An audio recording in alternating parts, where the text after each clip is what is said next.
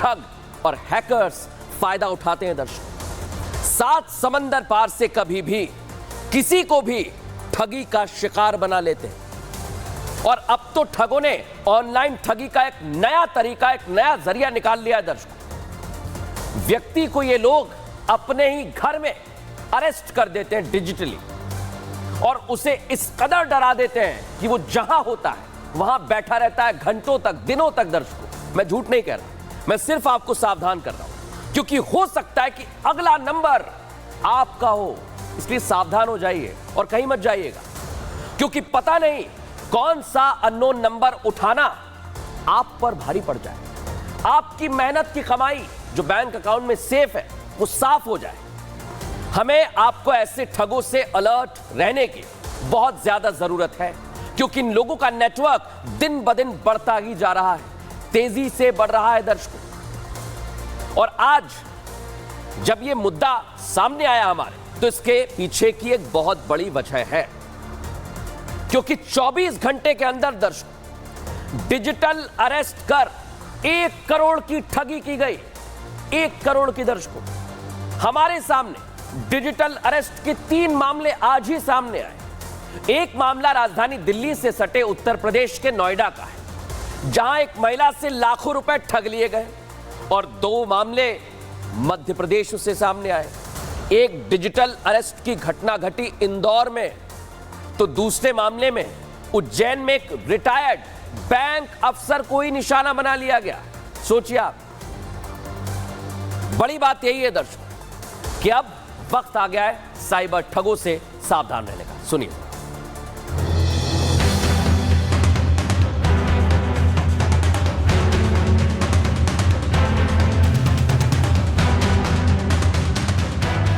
Cyber ठगों से सावधान। खाली हो सकता है आपका बैंक अकाउंट। चंद सेकंड में ले डूबेगी जरा सी लापरवाही। आप हो सकते हैं घर में ही कैद। उत्तर प्रदेश के नोएडा में 36 साल की एक महिला के साथ भी कुछ ऐसा ही हुआ है। रंजना नाम की इस महिला को साइबर ठग डिजिटल अरेस्ट कर लेते हैं। रंजना को डराया जाता है, धमकाया जाता है, एक कमरे से दूसरे कमरे में भी नहीं जाने दिया जाता है। रंजना में इस कदर खौफ भर दिया जाता है कि वो अपने खून पसीने की कमाई को ठगों के खाते में अपने आप ट्रांसफर कर देती है। 48 घंटे यानी 2 दिनों तक अपने घर में ही डिजिटल अरेस्ट रहती है। उसे पता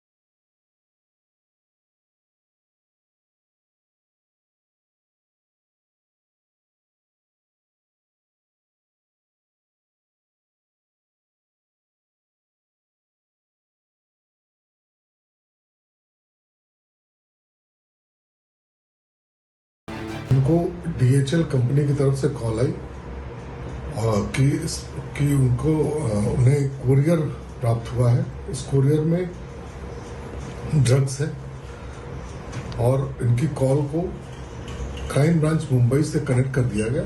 स्काइप कॉल पे इनको लाकर और इनसे लगभग 9,70,000 रुपए चेक के माध्यम से ट्रांसफर करा लिए गए। डिजिटल अरेस्ट कर जालसाजी करने का तरीका तेजी से फैल रहा है। जालसाज भोले भाले लोगों को अपने जाल में फंसाकर लाखों रुपए ऐंठ रहे हैं। तो देखा दर्शकों आपने, लेकिन जैसा मैंने शुरुआत में कहा, डिजिटल क्रांति की ओर हम बढ़ते जा रहे हैं, वैसे वैसे साइबर क्राइम के मामले भी सामने आ रहे हैं। हैकर्स और साइबर क्रिमिनल्स घर में बैठे हुए लोगों को अपनी जाल में फंसा रहे हैं। अगर आप अभी भी मोबाइल चला रहे हैं तो सावधान हो जाइए, क्योंकि घंटों मेंटल टॉर्चर किया जा रहा है और आपकी मेहनत की कमाई पर हाथ साफ किया जा रहा है। विक्टिम को, पीड़ित को जब तक अपने साथ हुई ठगी का पता चलता है तब तक बहुत देर हो जाती है, समझ नहीं पाएंगे आप। सोचिए, जो बैंक अधिकारी हो, जो बैंक कर्मचारी हमें और आपको अलर्ट करता है, वो ही अगर डिजिटल अरेस्ट हो जाए तो क्या होगा? उन्हें घर पर बैठे बिठाए साइबर ठग लाखों का चूना लगा दे तो क्या होगा? ऐसा हो रहा है दर्शकों, और हर वक्त ऐसे मामले में सावधान करने वाले ही साइबर ठगों के झांसे में आ रहे हैं, साइबर ठगी का शिकार हो रहे हैं। बैंकर्स भी सुन लें, ऐसे 2 मामले अकेले मध्य प्रदेश से ही हाल ही में सामने आए दर्शक। लेकिन आप सोचिए किस तरह से ये डिजिटल अरेस्ट किया जाता है, क्या होता है। हमने एक्सपर्ट से भी बात की, इसके बाद आपको मध्य प्रदेश के दोनों मामले विस्तार से समझाएंगे। पहले सुनिए एक्सपर्ट क्या कह रहे हैं।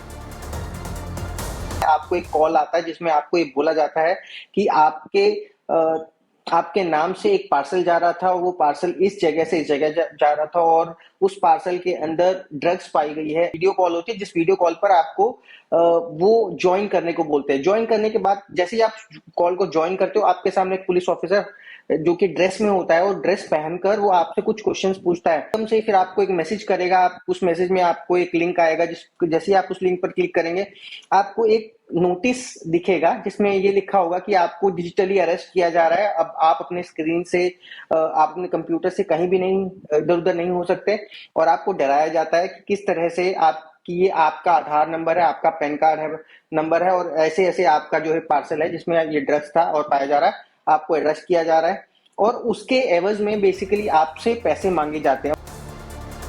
ये तो आपने समझ लिया दर्शक, लेकिन आप सोचिए बैंकर्स के पास तो हर तरह की जानकारी होती है, उसे पता है कि किसी भी गलत लिंक पर क्लिक नहीं करना है। तो क्या हुआ इंदौर में?